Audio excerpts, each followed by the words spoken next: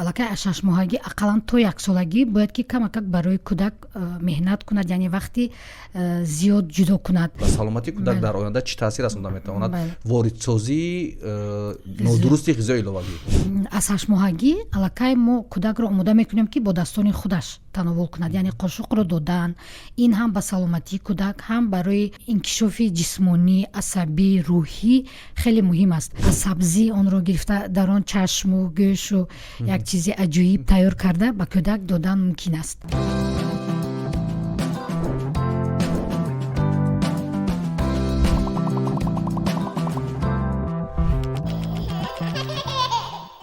салом, рӯз бахайр. нашри навбатии силсила подкастҳои модари солим кӯдаки солим аст ки аз студияи ёртиҷаи тақдими шумо мегарад ва ман онро далер шариф пеш мебарам. лоиҳаи модари солим кӯдаки солим дар тоҷикистон бо кӯмаки агентии иёлоти муттаҳидаи амрико оид ба рушди байналмилалии USAID дар ҳамкорӣ бо вазорати тандурустӣ ва ҳифзи иҷтимоии аҳолӣ татбиқ мегардад. ва имрӯз дар суҳбати мо ҳастанд мутахассис соҳаи тиб, муовини директори муассисаи давлатии маркази ҷумҳуриявии таълимию клиникии тибби оилавӣ Фарида Аллоидиновна. ба барнома хеле хуш омадед. Ташаккур ки даъватро пазируфтед. ман мехостам имрӯз дарбораи ғизои солим бо кӯдак чанд суолҳое ба шумо бидиҳем. ба андешаи шумо чаро муҳим аст ки ғизои иловагиро танҳо аз 6 моҳагӣ оғоз кунем ва чӣ ҳодиса рух медиҳад агар барвақттар ин корро модарон шурӯъ кунанд? ташаккур. пеш аз ҳама ғизои солим барои кӯдаки навзод то 6 моҳа ин шири модар аст. барои чӣ мо аз синни 6 моҳагӣ ғизои иловагиро таъин мекунем? чунки кӯдаки мо вақте ки 6 моҳа мешавад, аллакай ҳаракатҳои хеле зиёд мешавад. ҳаракат мекунад ки дошта аз ҷояш хезад, ягон ҷойро дошта ҳаракат кунад, чорғо баг меравад ва аз ин сабаб ба ӯ нерӯи зиёдтар лозим аст. аллакай шири модар дар ин ҷо гӯем ба 20% он фоидаи он камтар мешавад. яъне кӯдаки зиёд ҳаракат кард, ӯ ба ғизои иловагӣ ниёз дорад.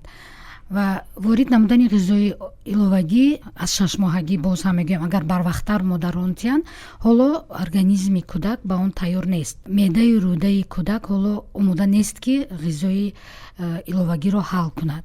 яъне агар сохти анатомии меъдаи рӯдаро гирем, он хеле ҳассоснок аст ва вақте ки барвақттар ғизои иловагӣ ворид карда мешаванд ва инро бисёр модарои мо дӯст медоранд, вақте ки аз дастархони умумӣ ба кӯдак мелисонанд, ба даҳанаш мемонанд, ин нодуруст аст ва меъдаю рӯдаи кӯдак онро ҳоло ҳал карда наметавонад. тавсия дода намешавад аз бале, тавсия дода намешавад то 6 моҳагӣ. кадом маҳсулот барои ғизои иловагӣ тавсия карда мешаванд?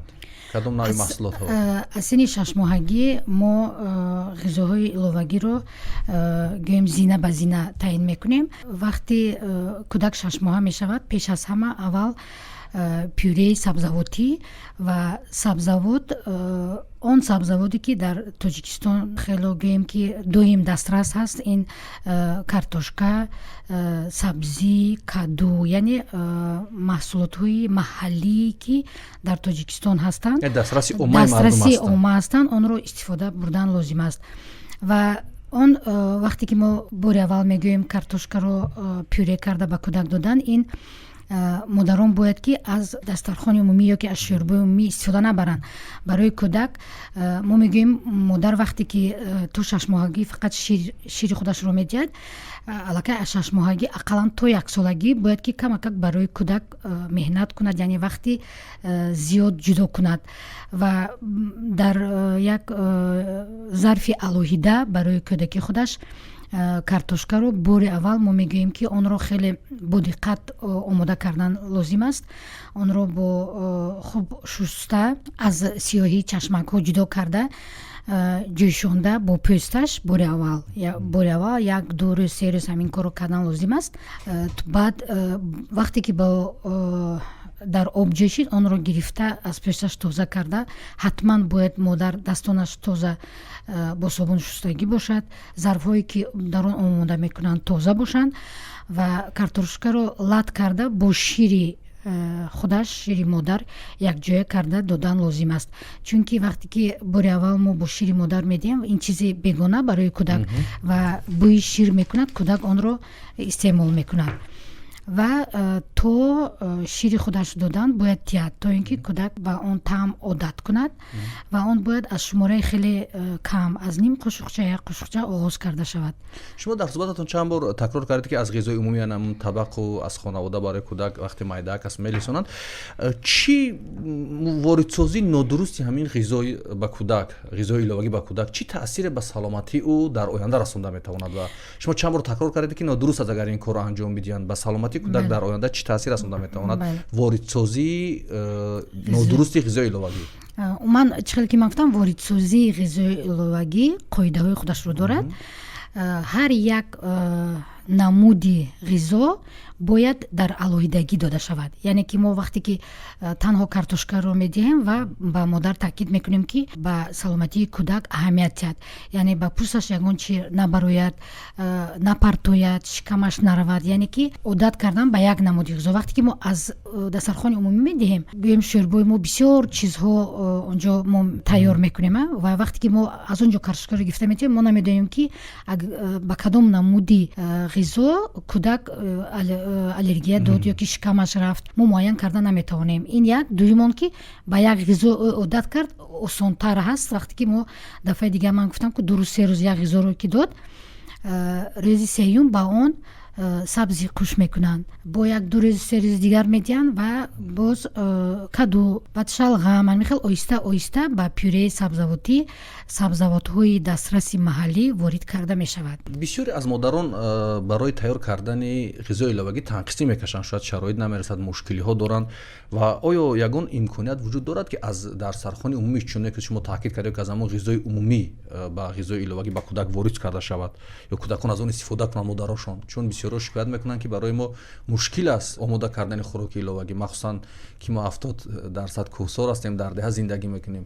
яъне назари шумо ҳамчун мутахассис ба ин мавзӯъ чи аст? ман фикр мекунам ки чиқеле ки ман гуфтам, боз такрор мекунам ки барои кӯдак камтарак диққат зиёдтар аз синни 6 моҳагӣ боло бояд сарфа карда шавад.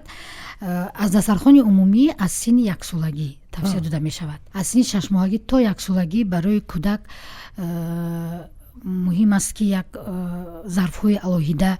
ҳозир бисёр модарои мо вақте ки кӯдак таваллуд мешавад, пас он то 40 рӯзагӣ дар хонаи модар аст ва вақте ки модар ба хонаи шавҳар занро гусел мекунад, гӯем таҷҳизотҳое ки барои тайёр кардани ғизои иловагӣ омода кунад, зарфи хурдака, каструли хурдака ки ва то 1 солагӣ истифода барад, як коса, як тавоқ, як пиёла ҷудо барои кӯдакон ки он ҳам як намуди хеле зоҳирӣ хуб дошта бошад, то ин ки диққати кӯдакро ҷалб карда тавонад. ва хӯрондан ҳам аз 6 моҳагӣ модарон худашон мехӯронанд. аз 6 моҳагӣ аллакай мо кӯдакро омода мекунем ки бо дастони худаш тановул кунад, яъне қошуқро додан. ин ҳам ба саломатии кӯдак, ҳам барои гӯем инкишофи ҷисмонӣ, асабӣ, рӯҳӣ хеле муҳим аст. вақте ки модар кӯдакро мехӯронад, ин ҳазмшавии ғизо дигар хел аст. вақте ки кӯдак худаш мехӯрад, вай дигар хел бо як ҳасосият, бо як хурсандӣ, бо як аллакай вай ҳис мекунад ки вай як фаъолияти навро карда истодааст ва ин ҳатмист. барои ҳамин хеле ҷолиб ин мавзӯъ, хеле ҷолиб. агар дар кӯҳсор чӣ хел шумо гуфтед, ба фикри ман ин ягон вазнинӣ барои зан намеорад, ягон мушкилӣ намеорад. вақте ки ӯ агар ки хӯроки умумӣ тайёр кард ва боз ҷудо як дар каструл гӯем дар барои кӯдак як хӯроки дигарро ягон чӣ талаб намекунад. мо намегӯем ки мисол он ғизо ё он маводҳое ки нест дар он ҷо. картошка ҳама ҷо ҳаст, сабзӣ ҳаст, каду ҳаст, шалғам ҳаст. фақат тамбалӣ кардан лозим нест. камтар гӯем ки диққати худро зиёдтар кардан. чун ба фикрам хеле давраи ҳассоси кӯдак ҳаст, яъне аз ин ин давраи монад. шумо як калима истифода кардед дар суҳбататон, гуфтед аллергия шояд аз баъзе хӯрок. ҳамина чӣ тавр модарон метавонанд муайян кунанд ҳангоми ворид кардани хӯроки иловагӣ? чӣ тавр метавонанд муайян кунанд ки ҳамин ғизо ба ин кӯдак ҳассосият ё реаксия мегӯянд, ҳассосият, аллергия медиҳад ё намедиҳад? ина чӣ хел муайян карда мешавад?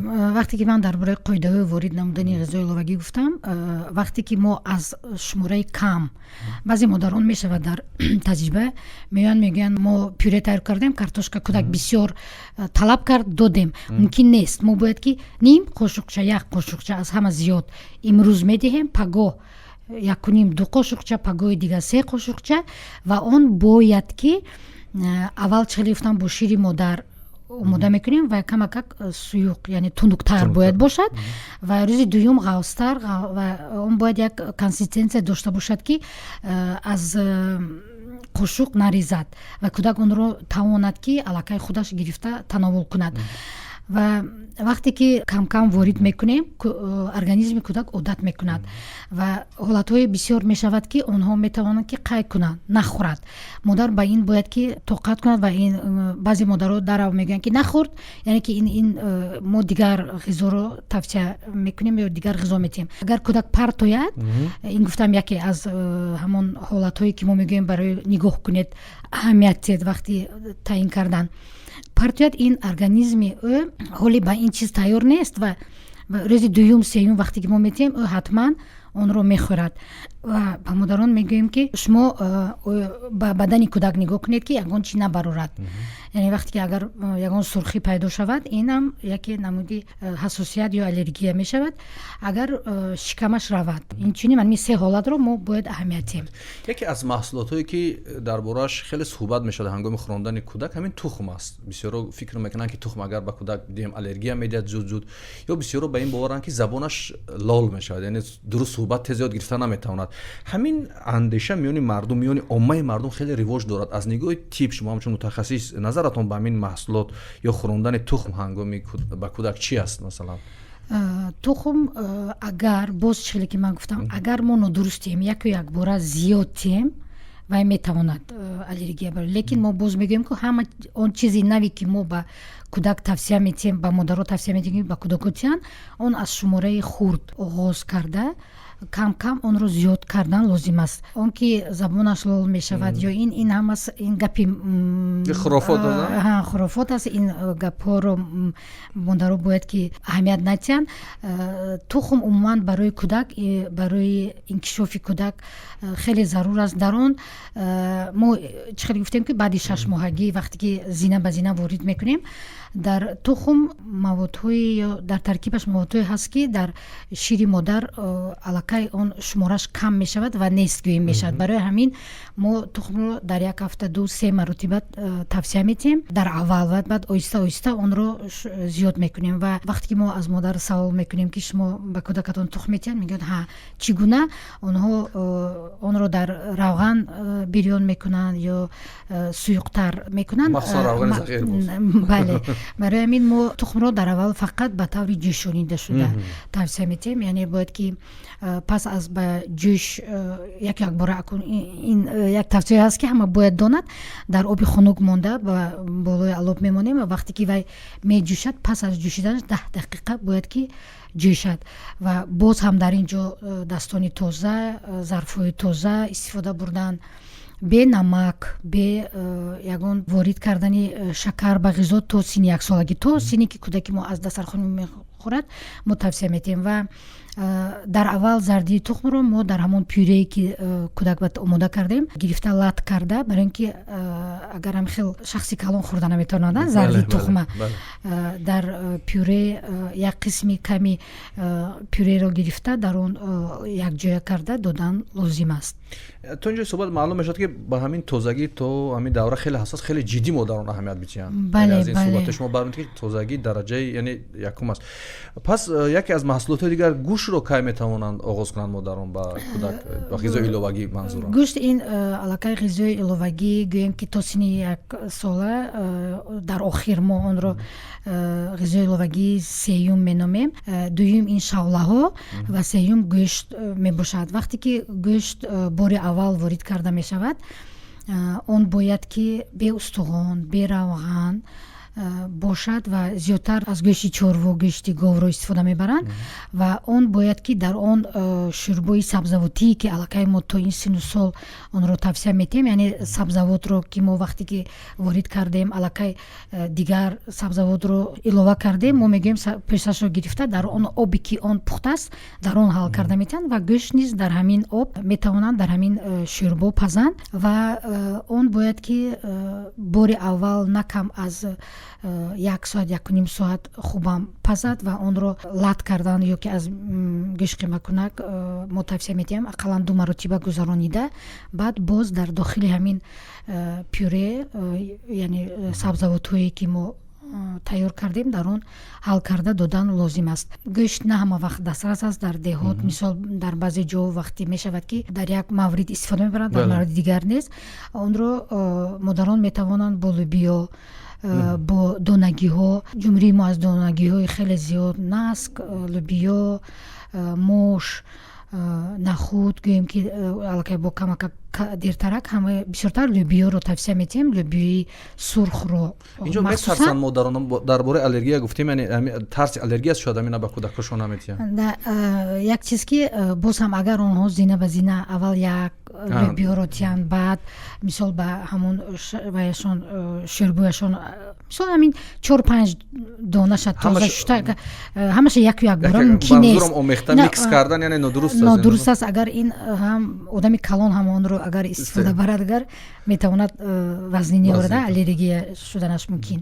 Барои ҳамин мо мегӯем ки ҳама чӣ меъёр аз шумораи кам, аз миқдори кам оҳиста оҳиста зиёд мекунем. Мо тавсия метиҳем аввал 1-2 қошуқ гуфтем 50 грамм, баъд 100 грамм, баъд 150 грамм, ана мехел оҳиста оҳиста зиёд кардан лозим аст. яке аз мавзӯое ки инҷа шумо дар бораи ғизои иловагӣ баҳс дорем, яке аз мушкилон аст ки на ҳам вақт кӯдакон майл доранд ба ғизои иловагӣ, манзурам яъне ширро мехоҳанд ва падару модарон чӣ гуна метавонанд дар ин ҳангом кӯдакони худро майл ба ин кор кунанд, яъне ба ғизои иловагии солим, чун на ҳамаи кӯдакон агар аҳамият дем моиланд ки хӯрок бихӯранд, хӯроки иловагӣ ба онҳо дода шавад, онҳо истеъмол кунанд. Онҳо ҳамеша ширро мехоҳанд. Дар ин гуна ҳолатҳо тавсия чи аст аз ҷониби мутахассисон ки чӣ кор кунанд падару модарон? пеш аз ҳама чӣ хеле ки гуфтем шумораи кам вақт ки метиҳем, кӯдакон онро хуб қабул мекунанд ва яъне 2-3 рӯз то 1 ҳафта бояд сабр кунанд. ҳамон чизе ки кӯдак нахӯрд онро тиянд. Боз як роҳи дигараш ки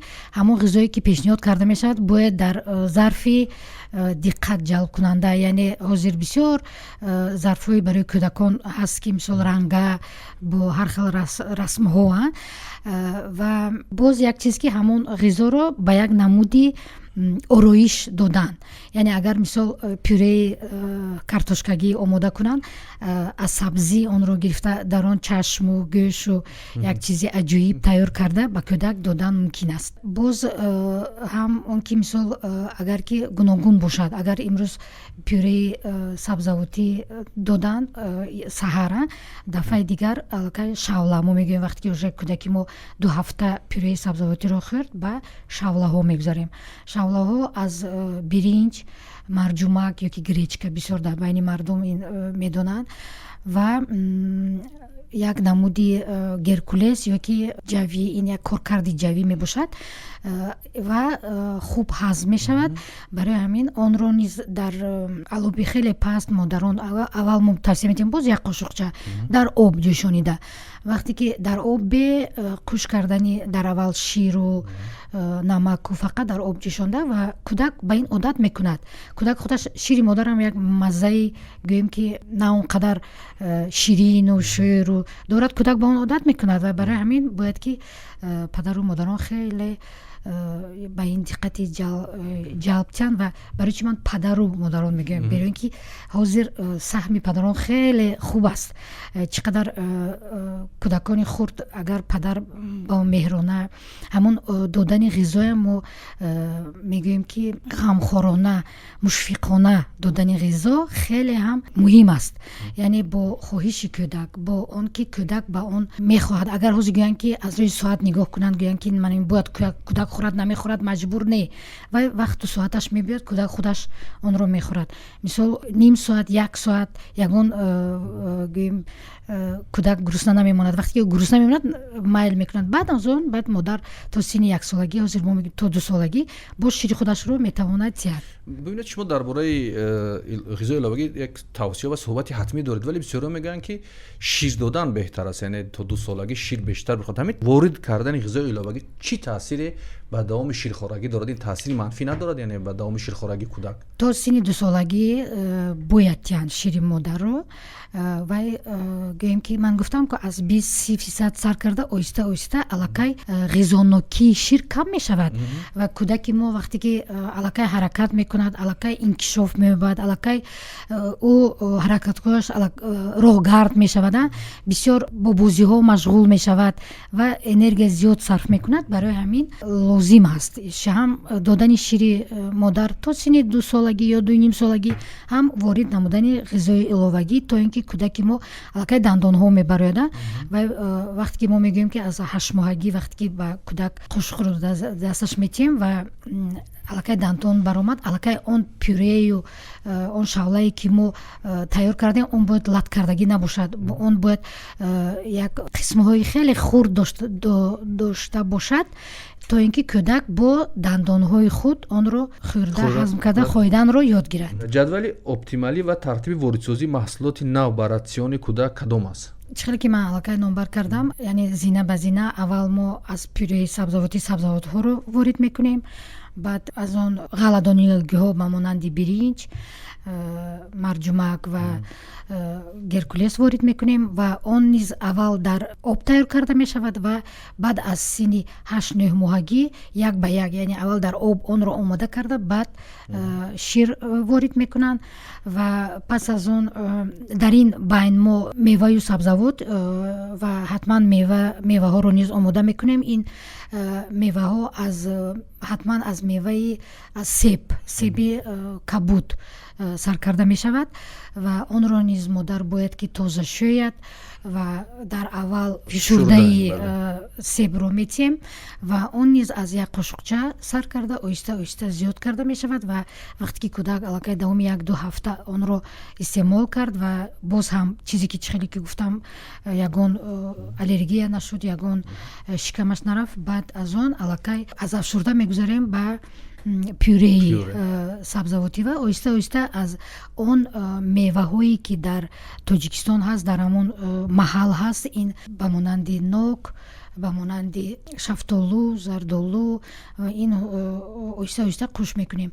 Ва як чизи дигар аст ки бисёр ҳамин мева ё ки сабзавот, аз сабзавотҳо сабзӣ хеле хуб аст барои кӯдакон. ҳолатҳое ки агар шиками кӯдак сахт бошад, гӯем ки миҷозан он кӯдак дер дашт кунад, агар дар ин ҳолатҳо соки кадуро низ тавсия метиҳем ва инро бояд ба духтурон муроҷиат кунанд, ба табибони худашон, табибони оилавӣ. Онҳо тавсия метиҳанд ки кадом мева сабзавотро бо кадом сабзавот якҷоя карда додан мумкин аст. чунки дар сабзавот медиҳанд, вале дар бораи мева мардумо камтар фикр мекунанд. Гарчанде дастрас ҳам бошад, ё метарсанд ё чӣ фикр мекунанд ки намедиҳанд ба кӯдак аз меваҷот. Шумо як фикри ҷолиб инҷо ироа кардед ки мардум бештар фақат амун картошка ва сабзиро дар назар мегиранд, дигар чизҳоро дар назар намегиранд. бале вақте ки агар мо аз рӯи пирамидаи ғизо гирем ё ки тақсимчаи ғизо гирем, дар он 40% ғизои чӣ кӯдакон, чӣ занон, чӣ умуман мардумро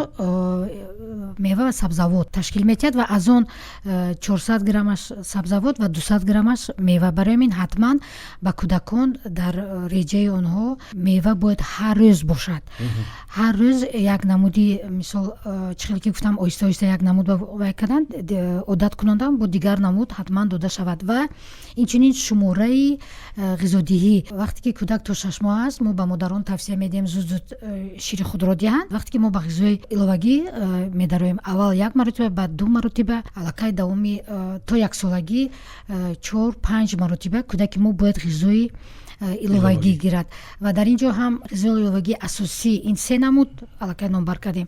ғизои боз иловагӣ ки ҳамчун асосӣ не, ҳамчун ғизои иловагӣ ҳисоб карда мешавад, ин ҳатман маводҳои ширӣ ба монанди творог, ва ин творог бояд твороги хонагӣ бошад, тухм ҳатман ва афшурдаи меваю сабзавотҳо бояд ҳатман бошад. ва танҳо аз синни 11-1 солагӣ мо нон, ё ки печени ин ҳамчун ғизои иловагии асосӣ ҳисоб мешавад ва лекин афсӯс ки бисёр модарои мо ҳалқаи ҳамон печению нонро аз синни хурдӣ аз ё ҳолатҳое ҳастанд ки дар об тар мекунанд. Ин зарар дорад.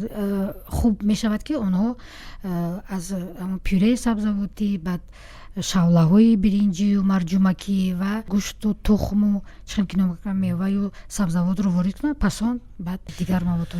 Як мавзӯи дига ин рафтори кӯдак ва хоби кӯдак аст дар ҳамон давраи хурдсолӣ. Ҳамин ворид кардани ғизои иловагӣ ба рафтор ё ба хоби кӯдак чӣ таъсир мерасонад дар умум? гӯем ки вай хуб дорад, таъсири хуб дорад, чунки кӯдак ҳаматарафа чихел ки гуфтем, кӯдак ки калонтар шуд, аллакай талабот ба маводҳои ҳаргуна зиёд мешавад ва майнаи сари кӯдак дар ин ҷо як чизро қайд кардан кор ки айни ҳол тамоми муассисаҳои тиббӣ ва ҳатто муассисаҳои ғайри тиббӣ гӯем дигар сохторҳо аз рӯи як барномаи хеле хуб 1000 рӯзи аввали ҳаёт 1000 рӯзи тиллоӣ низ онро номиданд ки он аз давраи дар батни модар пайдо шудани кӯдак то таваллуд шуда 2 сола шудагиашро дар бар мегирад. яъне ин ҳама рӯза мо бояд таъсири худро ба кӯдак расонем ва ин додани ғизо низ дар ин ҳолат хеле муҳим аст, чунки инкишофи майнаи сар дар ҳамин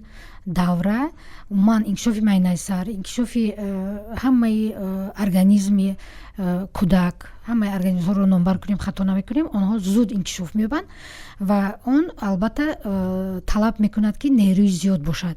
барои ҳамин меваю сабзавоту маводҳои ширӣ, тухм, гӯшт ва он чизе ки мо шумо калонсолон ҳамарӯза онро истеъмол мекунем, мо кӯдакро бисёр эҳтиёткорона ба он ворид мекунем ва аллакай аз синни 1 солагӣ кӯдак метавонад аз дастархони умумӣ гӯем ки ғизо гирад. Агар дар дастархони умумӣ кӯдак то синни 1 сола шишта бошад, агар талош кунад, бисёр вақт ҳаст талош мекунад, тиен мегӯянд ҳамон ғизое ки мисол ҷудо тайёр карда шудааст, агар гӯем ки ҳозир хӯришҳои зиёд модарои мо омода ҳастанд мекунанд, ҳамон хӯриш ҳатто дар деҳот онҳо метавонанд ки ҳамон картошка, сабзӣ, карам, каду аз он хӯришҳои беҳтарин тайёр кунанд. як қошуқча ҳамариро майда тайёр мекунанд, реза мекунанд ва як қошуқча он равғане ки дар хӯрок истеъмол мекунанд якҷоя мекунанд. кӯдакҳо метавонанд онро бо як ваи баланд хӯранд. чун шумо дар болам ба ин савол ба фикрам то ҷои посух додед, вале як бордига мехостам дар охири суҳбат ба суоли охири мо посух бигӯед. чун мо дар аввалам таъкид кардем ки аксари мардум дар деҳот зиндагӣ мекунанд, шароити деҳот аст. кадом тавсеҳо барои тайёр кардан ва нигаҳдории ғизои иловагӣ дар шароити хона, манзурам деҳот, вуҷуд доранд? шумо ҳамчун мутахассис чӣ тавсеҳо доред? умуман ҳамин тавсеҳое ки мо барои кӯдакони то 1 сола то 2 сола кӯдакони хурдсол медиҳем, новобаста аз он ки деҳот аст шаҳр аст, бояд ки дар хона омода карда шаванд. яъне он кашаҳое ки гӯем тайёр ҳастанд, модарои мо нағз мебинанд, дар хона мешинанд, дигар ягон гӯем фақат бо ҳамн нигоҳубини кӯдак ман ҳастанд, дигар кор катине бояд ки дар хона омода кунанд. барои боз ҳам такрор мекунам, боз ҳам дар ин ҷо саҳми падарон бисёр баланд аст. вақте ки агар падарон ҳамон кашаҳои тайёрро харидорӣ накунанд, харидорӣ накунанд, падарон бо меҳр тайёр мекунанд. нисбат ба модарон бо меҳтар. ба фикрам кӯдак аз падараш тезтар мехӯрад ғизои иловагӣ агар. ва барои ҳамин вақте ки он чизҳое ки дар мағозаҳо ҳастанд, он ба кӯдаки калонсолтар ё гӯем ки вақте ки модар ягон саросима ҳаст, аллакай кӯдаки мо аз 2-3 сола калон майлаш истифода баранд. лекин дар хона тайёр кунанд ҳамон чизе ки як чизро ягон тавсеҳое ки ман додам ба фикрам мушкилам нест, бояд ки омода кунанд, чунки вай дар кадом шароит вайро тайёр карданду оварданду то Тоҷикистони мо расиду гӯем ҳамаи ҳамин нозукиҳои худашро дорад. барои ҳамин кӯдак организм аст ки ҳассоснок аст. бояд ҳатто йогурт, манамин агар йогуртро модар дар хона тайёр кунад, бовар кунед ин беҳтарин аст. ҷурғот мехобонад, ба ҳамон ҷурғот меваро майда карда меандозад ва мешавад йогурт. як ҳолат буд, ба падарон мо тавсия додем ва гуфтем ки йогуртро ход тайёр кунад. گفتن معلومه من یogurt رو تیار کردم لیکن کودکم نخورد. برای چی؟ برای اینکه گفت که من به قوطیش معقول نه، قوطی خوشرو دارد. گفتن دفعه دیگر برای همین اون حاضر همون ظرف هایی که هستن که برای کودکان خیلی جوری بسان درون بینوبت گرفتن خوشی کودک ذوق کودک. بله یک چیز دیگر رو گفتنی هستم درباره آمدن تورک. اگر ویم شود از گویم در خانه تورک کردن مادران مشکل نیست.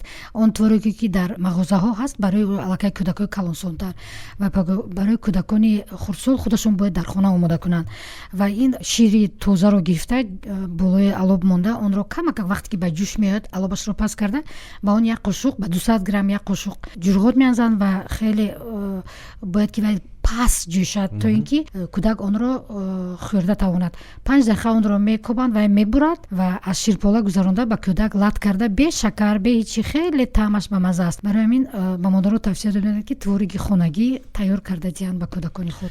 سلامت باشید. بار دیگر تشکر که دعوت رو پذیرفتید و در این پادکست اشتراک کردید. خلاصتون رو بگید صحبت رو جمع بس بکنیم. برنامه خیلی خوب است که از طرف وزارت تندرستی تصدیق شده است و حتی در سطح حکومت اون پیشنهاد است. این برنامه ببو میباشد و اون رو دلخواه شخص میتواند از پری مارکت گیرد و روی تلفنش باشد و به اینترنت اون میتواند که دائم باشد و اونجا فعال باشد و در اونجا همه توصیه هایی که برای کودکانی تو سن 6 ساله هست پیشنهاد شده است. یعنی فرزند خود را به اونجا یک انکت از پر میکنن وارد میکنن و دلخواه سوالاشون باشد از اونجا گرفته میتوانند. سلامت باشید. یادآور میشم که در صحبت با ما بودند متخصص سوهای طب فریده علایالدینونا و فراموش نکنیم که یک جامعه سالم از کودکان سالم تشکیل میشود. تا پادکست های دیگر خداحافظ.